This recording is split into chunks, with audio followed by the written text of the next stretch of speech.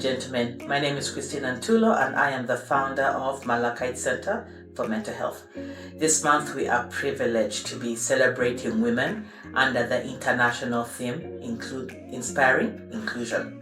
And today I have with me an amazing guest, Fortunate Ingabire, who some of you may have seen on your YouTube channels or on other socials, talking about women, talking about loss, talking about grief, talking about marriage, and a whole host of other mental health concerns. And she has amazingly given us some of her precious time, to have a conversation with us as we continue to celebrate women and build each other up, just to become better human beings. Fortunate, welcome to Malachite. Thank you very much. It's so good to be here. It's an honor and privilege. Yeah. Thank you for having me. Yeah, so this is the room where all the magic happens in terms of therapy, planning, content development, etc. And I've been following you for a while, also been inspired by your story.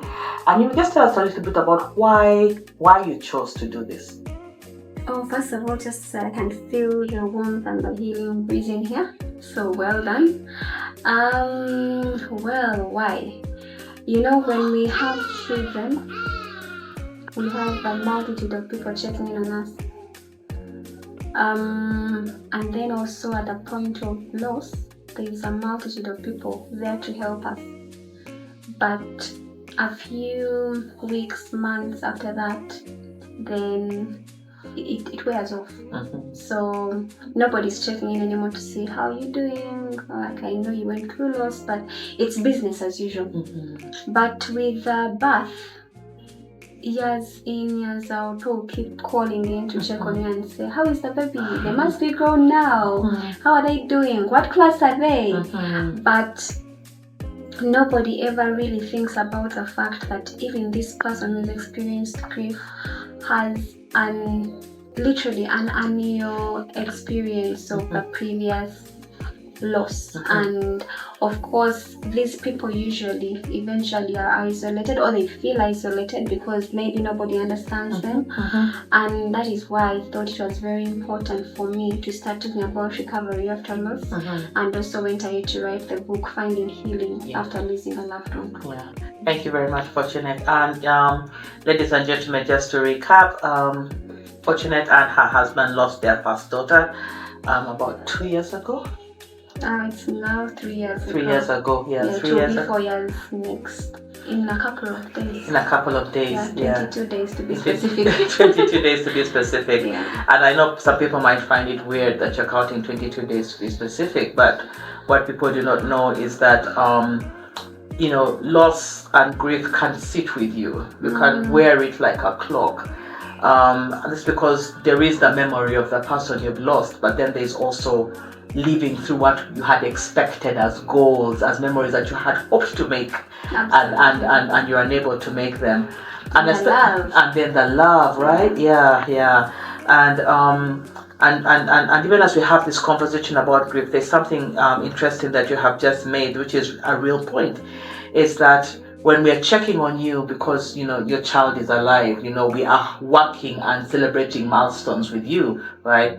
But then when you've lost your child, I think people just struggle with how is that conversation supposed to happen when you want to say she would have been in P1 right now, or she would have, and you want to have that conversation, but people struggle because they do not know how to interface with that conversation, and yet you need it. Absolutely. Yeah. And I think it's also a case of, like you rightly say, people don't know how to approach it. Mm-hmm. But then in not knowing how to approach it, really, it's also the whole mentality that we must move on, as in this is gone and done. So I mean, we all lose people, but then I think what we also forget is that it's the same thing. I can as well tell you that everybody gives back every day, and then it does not change the fact that if it's a dad or a mom, it doesn't change the fact that even me, I would have desired to have my mother here, I would have desired to have my father here. If I had a child, I would have desired to have my child here. And it's only natural for me to desire somebody to actually ask me, or even sit down with me and talk about my mother, my father, my grandfather, and my child. Because I mean, these are people I love, I treasure, they're no longer here, but sometimes, not even with desiring to wish they were here, it's just maybe what they would have been in your life at that point. The love you experience with your mom now, somebody else that would have wanted to experience that love with their mother, with their father, but probably that person is not there. For me, it could have been my grandfather, it would have been my child, but they're not here. And we have people celebrating Memorial Days and saying it's now 10 years since you were gone. Why do we do that? It's only a sign that actually people want to talk about this thing. Exactly. When I'm working with people who've gone through grief, there is this term that has been coined that we say new normal. We don't say move on, because honestly that is a fallacy to expect people to move on. Nobody really moves on. What we do is coin a new normal where we allow ourselves to grieve and celebrate at the same time, but also allow for everyday life to happen at the same time. So in a new normal, it's like you're wearing three things. You're wearing a memory of missing, a memory of hopes that might never be accomplished, but they're in your mind, and then every day is happening. Every day is happening. You've had a second child, for example, that's every day happening, and she's growing, and you're celebrating all her milestones. Exactly. But in that new normal is also a child that you're missing, and the child that you had hopes and dreams for. And I think using the word new normal kind of allows for people to say it's okay to have these parallels taking place in my life, and they don't always have to merge into one thing. They can coexist with each other. Absolutely. And I'm still a healthy human being. Absolutely. And it's good hearing this from mental health expert, because like I've shared before, I am just a mental health enthusiast, so I didn't study this, I'm not like you, but it's good hearing this from you, because that also goes back to speak to issues of integration. It's basically you integrating different lives and then living one life, but within you there's a lot that's going on, and it's only fair that you get to appreciate both sides of the coin. Yeah. And I think without having that acknowledgement and it's that new normal is not just for you who's gone through the grief, but it's also for everybody who's around you. It's also for your sisters, it's also for your best friends, it's also for that social circle that supports you as you shift into your new normal.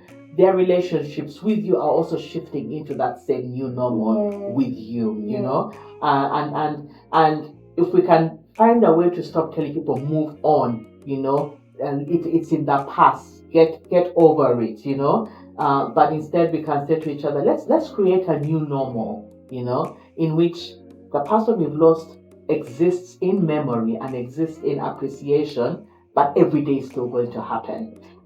Yeah, and then maybe just to clarify that when you talk about that, that's inclusion. Yeah.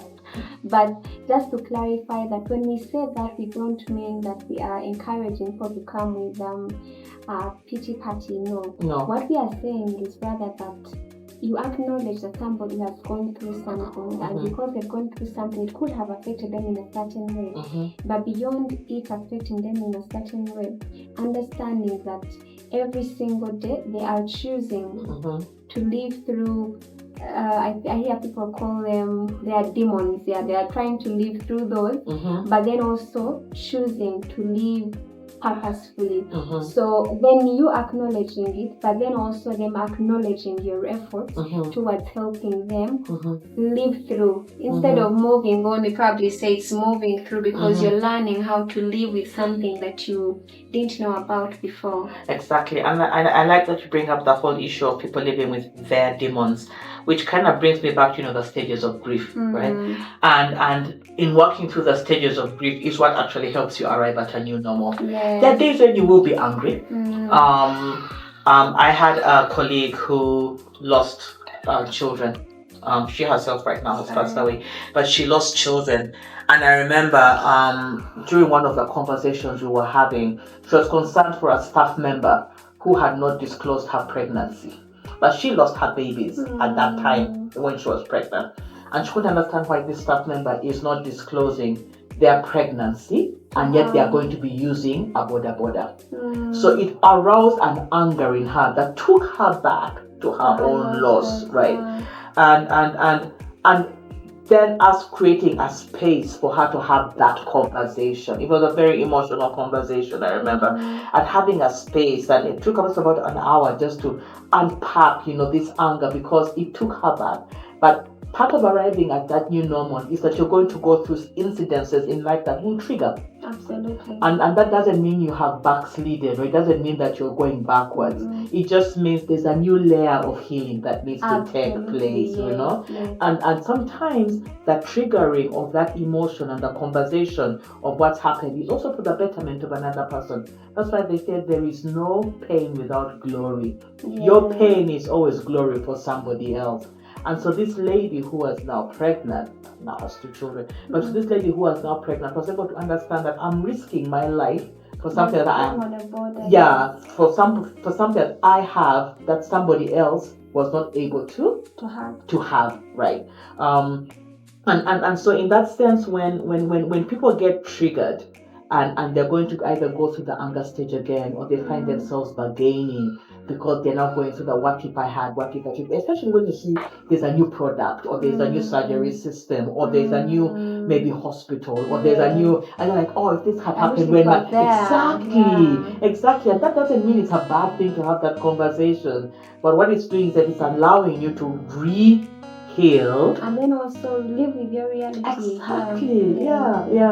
And I think it's important for people to understand that there'll always be this back and forth. 5 years down the line, 10 years down the line, and it is not abnormal. It's all part of the process of healing and the process of cementing this new normal, and allowing for people who are in your life to be part of that conversation as well. Yeah, that's very true. Yeah. So actually, maybe just to encourage everybody out there that it is okay for you to go through the different stages. Exactly. It's okay for you to get into a stage of bargaining. It's okay for you to go through denial. Yeah. It's okay for you to actually think back to what would have been, but it's not. It is okay for you to count down, like I'm counting down and saying 22 days from today will be exactly 4 years. And yet at the same time, I'll be willing to count and say that, well, a month from today on 6th April 2024, Ilya would be making 7 years. Yeah. So it's okay for you to get to that point. Exactly. And then it's also okay for me to think back to my grandfather and say that, oh my God, it's now 11 years since he passed away. Because everybody does it. But beyond that, you're acknowledging the fact that this person lived, you love them. There's a legacy of theirs that sits with you. And for you, it's you recognizing what was it about them that I remember that I need to let the world experience. If it is love, can you go out there and love one another? If it is how they encouraged you, if it is how courageous they were, can you get out there and be courageous? So that's I don't know, maybe from your perspective as a mental health expert, what would you tell somebody out there who is experiencing grief, who is going through the different phases? Go through the phases. There is no shortcut, there is no tunnel, there is no bridge. You just have to go through, and whatever you don't go through actually becomes a fixation and a wound. Absolutely. And what happens is that it then affects your other relationships, and you do not want that to happen. So go through the phases. If you feel stuck, and especially we say it for people, I don't think we should ever try and force people to tell them it has to be 6 months and you're feeling better, or it has to be 1 year or 3 years. There should be no timeline assigned to it. But however, if you find that you are concerned with the way that you're feeling, that should be the number one trigger to seek help, is that you yourself are concerned. And sometimes it takes you to sit with a counselor to tell you, actually, no, you don't need to be concerned. Maybe people who are around you are not allowing you to go through this process, but you need to go through it, and what you're going through is normal. But sometimes the person will tell you, you have a right to be concerned. Let's work on it. Yeah. You need to be in a place of self-awareness where I know that once I feel this way, I'm not okay. And it is okay for me to seek help. And then maybe I'll just pass it on and say that at this point, I would be very confident in saying that if you're out there and you need help, do not hesitate to seek help. It is okay. I know people are afraid of sharing their stories with the world and thinking, I'm going to be judged. I think Malachite Center, for example, is a safe space for you that you can come to and meet a therapist who will take you through the different stages of grief. But then beyond that, be able to help you debunk whatever it is you're going through. Because like I always say, I believe that every day gives us a new chance. But beyond that, God Himself gives us a new day to redefine our past, our more fulfilling present. So our losses don't define us. The grief we are experiencing does not necessarily define us. It simply forms part of who we are and who we are meant to become. And my hope and prayer for you really is that you'll find purpose in your pain and that you will harness it for better as we continue to celebrate Women's Day and inspire inclusion. So on top of being seeking help when you feel that something that you are not happy with yourself, or we normally say distressed by your own self-image, the second thing is if people are distressed about what's happening to you. Sometimes we are unaware. We call it the blind side. We are unaware that our behavior, our attitude, our posture is telling off a different message. So people come to you and say, fortunate nowadays. Yeah, you're not. Things are not working. You're not the way you used to be. People will be concerned on your behalf. And when people are concerned on your behalf, it's good to listen and say, okay, there might be something going on. It's not that it is a definite something is going on, but there might be something going on. And that's when, again, part of self-awareness is like, okay, I might not have seen it on me, but because my inner circle is concerned, let me just go talk to somebody objective about what's going on. And this person will give you two answers. Yes, you have a right to be concerned, or actually, no, you're okay. But the good thing is you can then go back authoritatively and say, I did speak to a counselor, and this is what they explained to me is happening. And they said, you know what, my friends, this is how you're going to help me get through this part. So it's always two things. Am I distressed about my behavior, or are other people distressed on my behalf? Right? And those are the two things that will help a person come into therapy.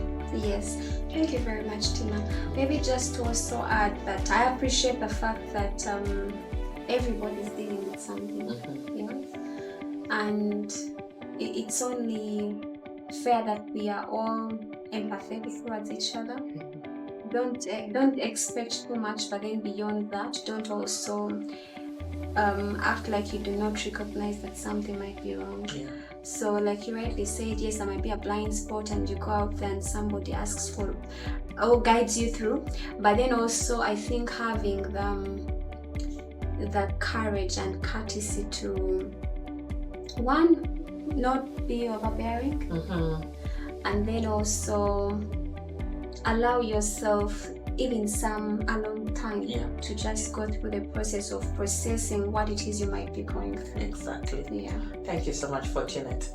So as we wind up this episode on managing grief, let's inspire inclusion for women by opening up our hearts, opening up our spaces to have conversations about grief.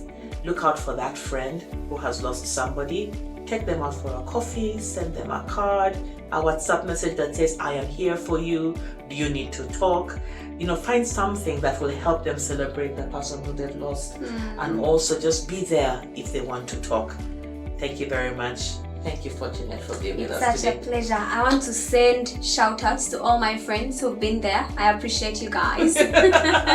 Don't forget to follow Fortunate on Fortunate Ingabire. She has a weekly YouTube post, and she does amazing work on her channel as well. It's in the section at the bottom. Click, like, share, and we shall see you in our next episode. Thank you very much. Bye-bye. If you need more inspiration and content on mental health and mental wellness, please do follow Malachite Media. And then of course, if you need support, they are a call away. You can visit their offices in Tinda on Kalinabiri Road, towards Ntinda Chisasi Road, and I'll also include their contact details just in the comment section. Please do reach out, seek support. It is okay. Do not feel victimized in any way. It's on us to take up the ownership for our own healing journey. So take the initiative. Much love, and you stay firm.